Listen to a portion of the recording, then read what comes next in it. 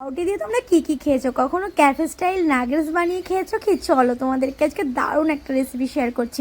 ফার্স্টে আমি 2 পিস পাউরুটি নিয়ে সেটাকে ভালো করে জলে সোক করে নিয়ে জলটা ফেলে দিয়েছি। এবার একটা বড় সাইজের পেঁয়াজ নিয়ে একদম ছোটো ছোটো করে কুচি করে নিতে হবে, যতটা পারবা ততটা ছোটো করে নিতে হবে। তারপরে ঝাল অনুযায়ী লঙ্কা কেটে নিতে হবে আর দিয়ে দিতে হবে ধনেপাতা। এটা তোমরা স্কিপও করতে পারো, আমার ঘরে ছিল না, আমার ধনেপাতা খুব ভালো লাগে তাই আমি দিয়েছিলাম।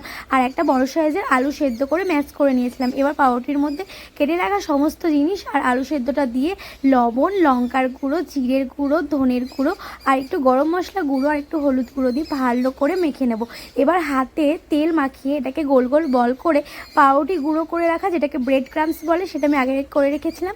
এবার দেখো বলগুলো কি দারুণ দারুণ হয়েছে, এখনই দেখে লোভ লাগছে। ভাজার পর তাহলে কী হবে ভাবো।